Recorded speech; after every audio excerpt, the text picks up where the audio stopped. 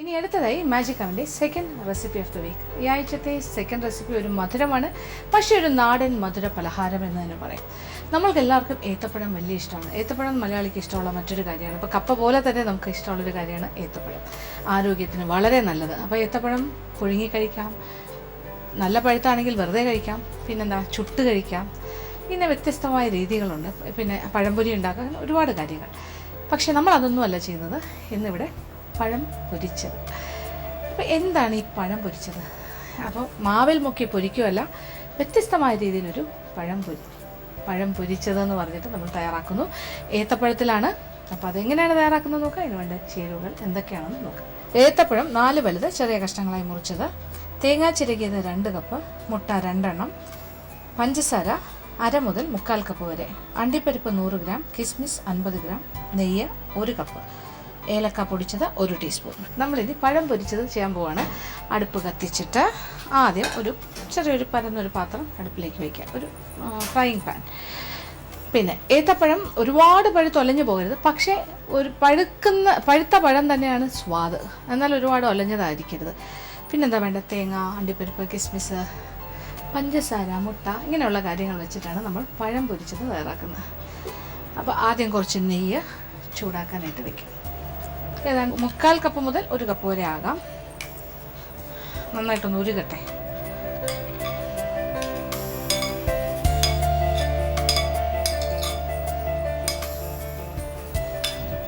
പിന്നെ പഴം നമ്മൾ ഓരോ പഴം, ഇപ്പോൾ 4 വലിയ പഴം, അതിൻ്റെ തൊലി കളഞ്ഞിട്ട് 4ആയിട്ട് മുറിക്കുക നെടുകെ.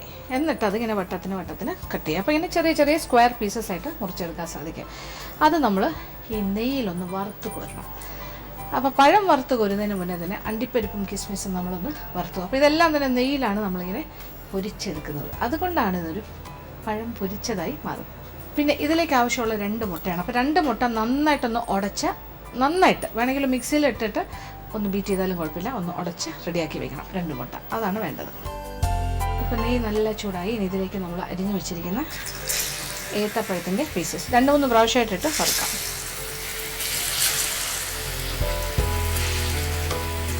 ഇതിപ്പോൾ 2 പ്രാവശ്യമായിട്ട് നമുക്ക്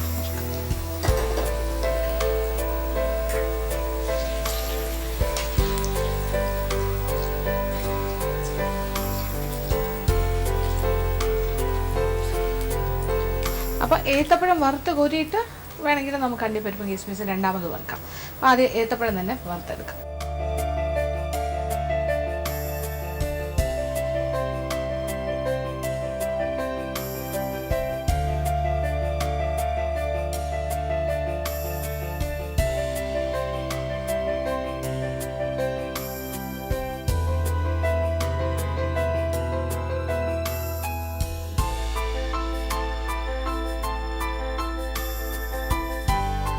ഇപ്പം നമ്മുടെ പഴത്തിൻ്റെ കഷ്ണങ്ങളെല്ലാം പാകത്തിന് മൂത്തിട്ടുണ്ട്. ഒരു നല്ലൊരു ഗോൾഡൻ ബ്രൗൺ കളർ.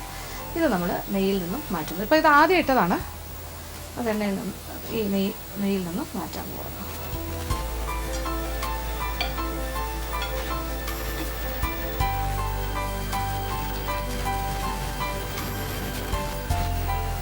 എന്നിട്ട് ഇതേ നെയ്യിൽ തന്നെ ബാക്കിയിരിക്കുന്ന പഴവും വറുത്ത് കോരും.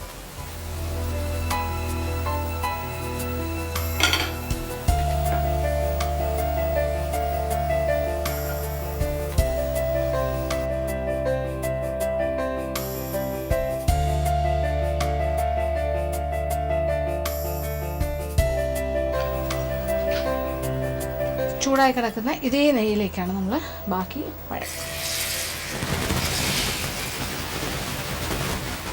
ഇതേപോലെ ഒരു ഗോൾഡൻ ബ്രൗൺ ആയിട്ട് വറുത്ത് വരും.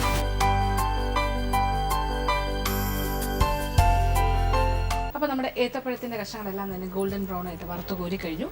പിന്നെ ഇതേ നെയ്യിൽ തന്നെ നെയ്യ് ചൂടായി കിടക്കുകയാണ്. ഇതിലേക്ക് അണ്ടിപ്പരിപ്പും കിസ്മിസും, ഒരു 100 ഗ്രാം അണ്ടിപ്പരിപ്പ്, 50 മുതൽ 100 ഗ്രാം വരെ ആകാം, ഓരോരുത്തരുടെ ഇഷ്ടമാണ്, നമുക്ക് എത്ര ഉണ്ട് അതനുസരിച്ചിട്ട്.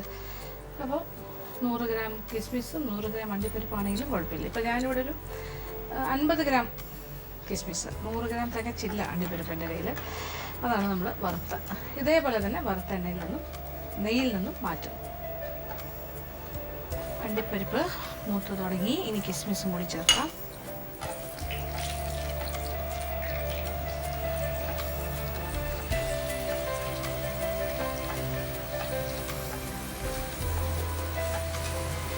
കിസ്മിസ് എല്ലാം ഇങ്ങനെ ബബിളായിട്ട് വലുതായി വരും.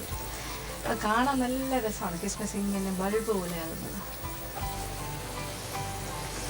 അപ്പോൾ കിസ്മിസും അണ്ടിപ്പരിപ്പും പാകത്തിന് മൂത്ത് കഴിഞ്ഞു. ഇനി എന്താ വേണ്ടത്? ഇതും നമ്മൾ നെയ്യിൽ നിന്നും ഊറ്റി മാറ്റും.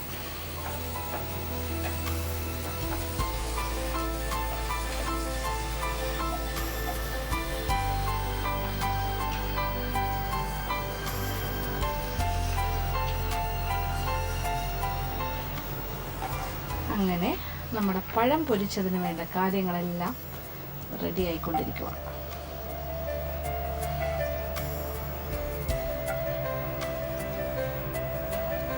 ഇനി മറ്റൊരു പാത്രം അടുപ്പിലേക്ക് വയ്ക്കും. അടുപ്പിൽ വെച്ചിട്ട് ഈ നമ്മളിപ്പോൾ വറുത്ത ഏത്തപ്പഴവും അണ്ടിപ്പരിപ്പ് കിസ്മിസൊക്കെ വറുത്ത നെയ്യുടെ ബാക്കിയുണ്ടല്ലോ, അതിൽ നിന്നും കുറച്ച്, നല്ല ചൂടായി കിടക്കുന്ന നെയ്യാണ്, കുറച്ച് നെയ്യ്, ഒരൽപ്പം മതി, ഒരു 1.5-2 ടേബിൾ സ്പൂണിനകത്ത്. ഇത് നല്ല ചൂടാണല്ലോ. ഇതിലേക്ക് നമ്മൾ 2 കപ്പ് തേങ്ങ ചിരകിയത്,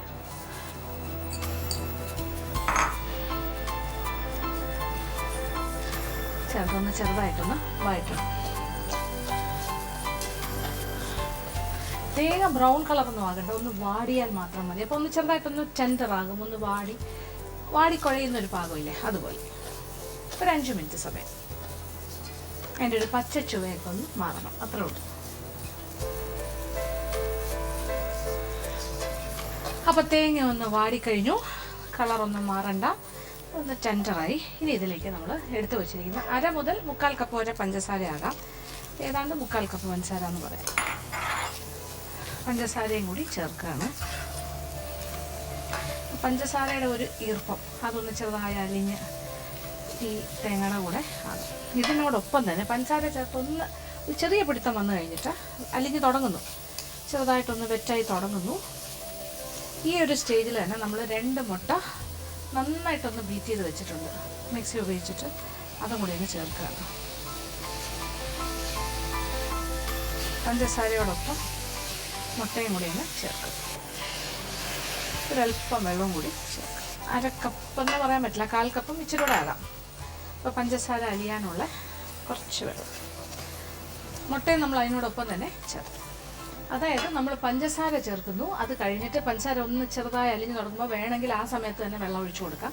ഒരു 1/4 മുതൽ 1/2 കപ്പ് വെള്ളം ഒഴിക്കാം. എന്നിട്ട് ആ വെള്ളത്തിൻ്റെ കൂടെ ഒന്ന് അലിഞ്ഞ് തുടങ്ങുമ്പോൾ മുട്ടയും കൂടിയാണ് ചേർക്കുക. അപ്പോൾ മുട്ട ഇങ്ങനെ സ്ക്രാമ്പിൾ പോലെ ആകില്ല, ഇതിനോട് ചേർന്ന് യോജിച്ച് വരും. മുട്ട ചേർത്തിട്ടുണ്ടെന്ന് തന്നെ നമുക്ക് മനസ്സിലാക്കാൻ പറ്റില്ല. ഇതിൻ്റെ കൂടെ ഏലക്ക പൊടിച്ചത് ഏതാണ്ട് 1 ടീസ്പൂൺ. നല്ല മണം, ആഹാ. അപ്പോൾ മുട്ടയുടെ ഒരു മണമൊന്നും വരില്ല.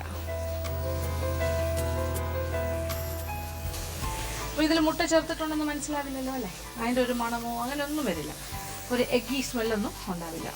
അപ്പോൾ തേങ്ങ ഒന്നിങ്ങനെ നല്ലൊരു കുഴഞ്ഞ ഒരു പിടുത്തം കിട്ടുന്ന രീതിയിലേക്ക് ആ പഞ്ചസാര ഒന്ന് അതിലേക്കിനെ പിടിച്ചു വരുന്ന ഈ ഒരു സ്റ്റേജിൽ നമ്മൾ വറുത്ത് വെച്ചിരിക്കുന്ന കാര്യങ്ങൾ, അണ്ടിപ്പരിപ്പ്, കിസ്മിസ്, ഏത്തപ്പഴം എല്ലാം കൂടി ചേർത്ത് എന്നിട്ട് ഇളക്കി കൊടുക്കുക, യോജിപ്പിക്കുക. അപ്പോൾ തേങ്ങയൊക്കെ ഒന്ന് ഇച്ചിരി കുഴഞ്ഞ രൂപത്തിലല്ലേ ഇരിക്കുന്നത്, ഒരു ചെറുതായിട്ട് അത് ഇതിൻ്റെ കൂടെ ചേർന്ന് ഇതിനോടൊപ്പം യോജിച്ച് വരും. ഇനി 2-3 മിനിറ്റും കൂടി ഇങ്ങനെ ഇളക്കാം, അത്ര ആവശ്യമുള്ളൂ. റെഡിയായി കഴിഞ്ഞു. അങ്ങനെ നമ്മുടെ പഴം പൊരിച്ചത് ഇവിടെ റെഡി. ഇനി വിളമ്പ് പാത്രത്തിലേക്ക് മാറ്റിയാൽ മാത്രം മതി, തീ ഓഫ് ചെയ്യാം.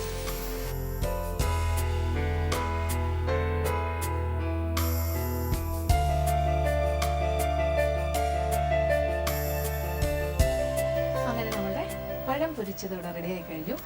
എത്ര സ്വാദാന്ന് അറിയുമ്പോൾ കാണുമ്പോൾ തന്നെ അറിയില്ലേ സ്വാദുള്ള കാര്യമാണെന്ന്. കാര്യം എല്ലാം നെയ്യിലാണ് പൊരിച്ചിരിക്കുന്നത്. അപ്പോൾ ആ നെയ്യുടെ സ്വാദ്, പിന്നെന്താ തേങ്ങയും പഞ്ചസാര, അണ്ടിപ്പരിപ്പ്, കിസ്മിസ്, എല്ലാ കാര്യങ്ങളും, മുട്ട ഉൾപ്പെടെ ഏത്തപ്പഴം എല്ലാം വന്നിട്ടുണ്ട് ഇതിനകത്ത്. അപ്പോൾ ഇതൊരു പ്രധാനപ്പെട്ട ഒരു പലഹാരമായിട്ട് തന്നെ ഒരു ഫംഗ്ഷനോ ഒരു 2-3-4 ഈവനിങ് സ്നാക്സ് ഉണ്ടാക്കുന്ന കൂട്ടത്തിൽ ഒരു പലഹാരമായിട്ട് തന്നെ നമുക്കിത് മേശപ്പുറത്ത് വിളമ്പാവുന്നതാണ്.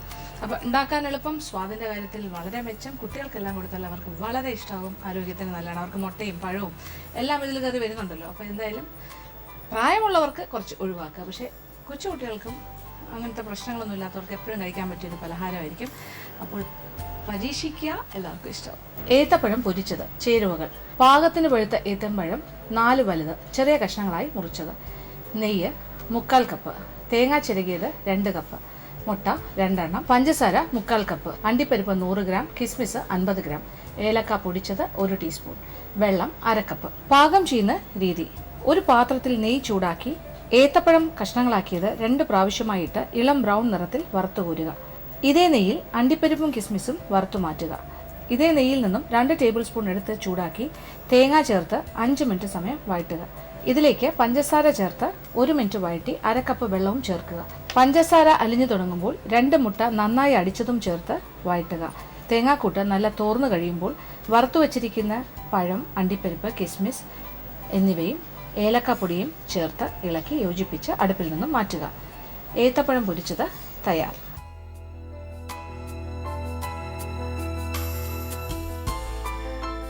ഇന്നത്തെ എപ്പിസോഡിൽ കാണിച്ച 2 വിഭവങ്ങളും എല്ലാവർക്കും തന്നെ ഇഷ്ടപ്പെട്ടാണെന്ന് വിചാരിക്കുന്നു. ആദ്യം കാണിച്ചത് വളരെ നാടനായിട്ടുള്ള നമ്മുടെ കപ്പ ഉലർത്തിയതും, രണ്ടാമത് കാണിച്ചതും ഒരു നാടൻ വിഭവം തന്നെയാണ്, മധുരമാണ്, പഴം പൊരിച്ചത്. അപ്പോൾ തീർച്ചയായിട്ടും 2 വിഭവങ്ങളും പരീക്ഷിക്കുക, എല്ലാവർക്കും ഇഷ്ടവും. ഇന്നത്തെ എപ്പിസോഡ് ഇവിടെ അവസാനിക്കുകയാണ്. വീണ്ടും പുതിയ വിഭവങ്ങളുമായി മാജിക് അവനിലൂടെ